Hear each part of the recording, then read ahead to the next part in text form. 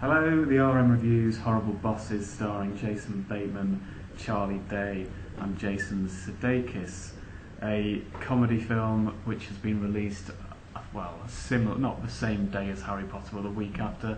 It's kind of lost in amongst all that craze phenomenon, but we decided to see this instead. So as always, Mark's going to give a quick plot outline. Okay, basically there are three main characters. Each of them enjoy their jobs but feel that their lives are being ruined by their respective bosses. Charlie Day plays a dentist's assistant whose boss is Jennifer Aniston, who's basically sexually harassing him on a daily basis.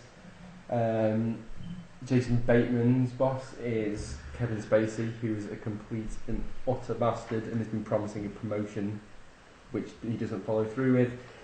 And Jason Sudeikis, basically he starts off with Donald Sutherland being his boss, who he loves very much, and basically that gets replaced with Donald Sutherland's son, who's Colin Farrell, who I find particularly funny as being a fat, balding tosser who does copious amounts of cocaine. And to get over their problem of their horrible bosses, they each decide to kill each other's boss to make their lives more bearable. I think one of the main draws to go and see the film is the calibre of the cameo appearance. So, as you've mentioned, Donald Sutherland isn't in the film for very long, but he's obviously a massive star. You've got Jennifer Aniston, Kevin Spacey, who is, extremely good actor. Yeah, Jamie Foxx. Jamie Foxx as, Mr. M. Jones, we'll call him at the moment. We'll obviously try and mention him a bit more later. I don't because that's actually one of the funniest jokes in the film. So I don't want to ruin Should we not ruin that? No, I'm not going to say what his name is, but it's very funny.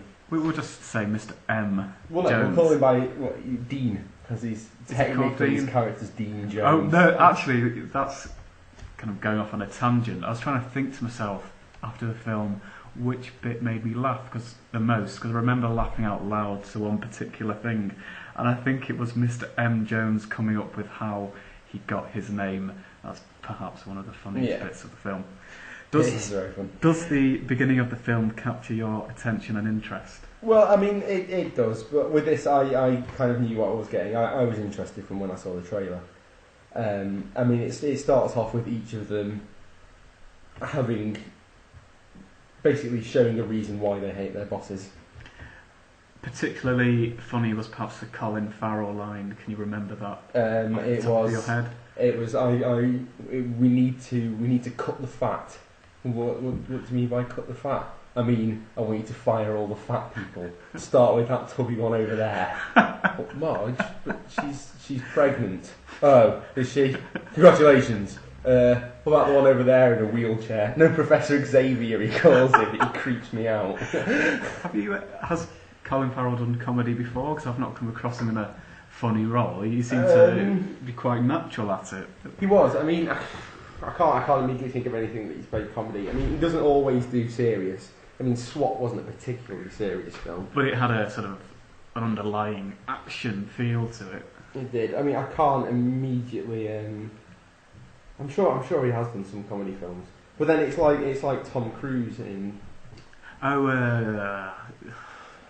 The Vietnam kind of. Oh, what was it called? It's Thunder. Tropic Thunder. Tropic Thunder. Yeah. Whereas someone who seems to do quite serious roles, but then do something very funny. And they've gone for a similar look, actually. Yeah, he's quite similar to Tom Cruise in Tropic Thunder. It's probably not a coincidence, actually, but yeah, I thought Tom Cruise was the best thing about that film. But, did you feel the characters came across as being sort of real? Could you relate to them? Did you have sort of similar feelings about, obviously not your boss now because we can't really talk about that, but bosses in the past? Have you kind of not felt like you wanted to kill them? My God, I don't want to go to work because of that nymphomaniac. I've been quite fortunate in that I've had quite pleasant bosses. If Jennifer Aniston was trying to actually harass me, I would let her. Right, she can do whatever she wants to me. I'd say I have had teachers who are complete and utter dickheads. I mean, they're so comically over the top Like, no one would ever be as blatant as Jennifer Aniston is. And, well, I mean, I can imagine someone being like Colin Farrell. I think I can imagine somebody being like Kevin Spacey's character and Colin Farrell's character. You say that perhaps Jennifer Aniston's sort of behaviour was a bit over the top, especially when one scene she's wearing just her white dentist It's an coat, amazing scene. nothing underneath it, and I don't think she's wearing any trousers. That's something similar happened to me, but my dentist is in his 60s and called Nigel, so not the greatest experience in my life. Did you feel the plot flowed? That wasn't a joke, that was true. Did the plot flow? It did flow. I was very entertained by it. I was interested in what was going to happen. I mean, you can kind of tell what was going to happen, but it was very funny. It did flow. The only thing that I kind of noticed in the cinema is that I didn't hear laughter out loud too often. Or was that just me? I think the film was quite loud. I think that's what it is, because a lot of the laughing was drowned out. I mean, there was quite a bit of that. I mean, the two people that we were with didn't seem to be laughing very much. When I spoke to them at the end, they said they quite enjoyed it. Yeah, that was kind of my feelings as well. The four of us went. I felt I laughed. Mark laughed. The two people we went with, Beef and Bodle, hello, didn't seem to laugh, but they enjoyed the film. So yeah, they did. Maybe you don't have to actively show you're finding it funny to find it funny. Yeah, I mean, but it's in one of those films like Bridesmaids, where it's kind of in the hangover, like American comedy vein. I mean, you really have to like those kind of films, because there are a lot of them out there, and if you don't like them, this one's just going to annoy you like all the others do. Do you think it was similar to sort of Bad Teacher, that kind of humour? I think it was better than Bad Teacher, personally. It is a similar kind of humour, but I mean, there's an extra layer of comedy gets added to it when you have people like Jamie Foxx and Kevin Spacey, who you know are really good, Oscar-nominated, Oscar-winning actors, basically being idiots. That it adds an extra layer to the comedy. Like, just seeing Kevin Spacey in that role is quite funny because you don't expect it, and Jamie Foxx being as Mr. M. Jones. Yeah, as ridiculous as he is, I think is funny. One of the funniest lines, I think, from the film is when the three characters that want their bosses to be killed, they ask Mr. M. Jones, how much is it going to cost? And he's like, 30 large. Did he say 30 large? That was his sort of term. Well, yeah, he spends ages working out what is basically 10 grand each. The cogs are turning and he comes up with 30 large. Seems dead certain on that. But the three characters are like, no, we can't possibly afford that. So he just goes, alright, 5. Yeah, he does that later on as well. It's like 5 grand. No, 2 grand. 2. 1 grand. Just pay for my drinks. Just pay for my drinks. But yeah, we can pay for his drinks. Were there any sort of scenes that didn't fit in the film? They just seemed completely unnecessary. Why are they there? Or did it just seem to sort of fit together like a nice jigsaw? There's nothing that stuck out. There's nothing like Tree of Life, where the whole creation of the universe and dinosaurs or there was nothing like that. It all seemed to go quite well. I mean, I wasn't 100% convinced by the casting of Jennifer Aniston. I mean, there's something I don't want to be harsh. I just don't think she's a particularly good actress, and she is unbelievably fit in this film. But I personally think, if you'd, I thought it would have been better if you'd have chosen, say, the slightly larger one at Bridesmaids, and got her doing exactly the same thing that Jennifer Aniston was doing. I think that would have been better. Because, I mean, part of me still, I know he's got a fiancée, but part of me still finds it hard to believe that you would want to resort to killing Jennifer Aniston when she's that fit. Well, that whole sort of plot side of it is hard to believe. It's, as you said before, it's quite an extreme thing to do. In terms of Jennifer Aniston being casted, she is perhaps not known for her Hollywood blockbusters, but essentially she is known for being a comedy actress in Friends. She did play a part to make people laugh. So but she's known for being a comedy actress because in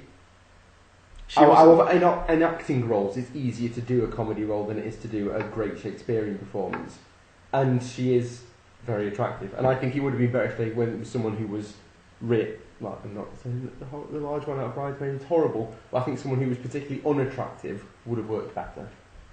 But the whole thing didn't stick out too much.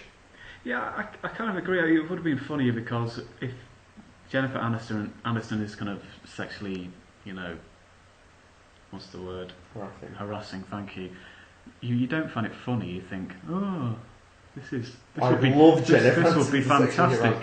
But if it's perhaps the lovely lady from Bridesmaids, you would provoke more laughter because you're like, that is funny. So how can you put up with that? A better example, Pat Butcher from EastEnders. Pat Butcher from EastEnders. Her with an open dentist's coat with no bra on. That would have perhaps been genius. Not that there's anything wrong with Pat Butcher, don't be slagging anyone off. I'm sure she's to many women's taste, but she's not to mine. To many women's taste? Yeah, she's a lesbian. So you should have had perhaps... Well, no, the fact that she's a lesbian in her personal life doesn't make any difference to casting. She married Frank. It's all about the acting, obviously. Well, yeah. Would you watch it again? Oh yeah, definitely. I was thinking about watching it. I'll probably buy this on DVD because I can sit down and watch it. Yeah, it'd be a good DVD to have on the. A good. It's a DVD solid backup. I mean, you can't think of anything else. Horrible Bosses. It should have a better name, catchy name. I think that's quite a catchy name. Horrible Bosses. It sounds. I think it sounds cheap. Cheap? Well, not cheap. That's the wrong word, but I don't know. It just doesn't sound good to me. I mean, it does what it says on the tin, but no, it's too.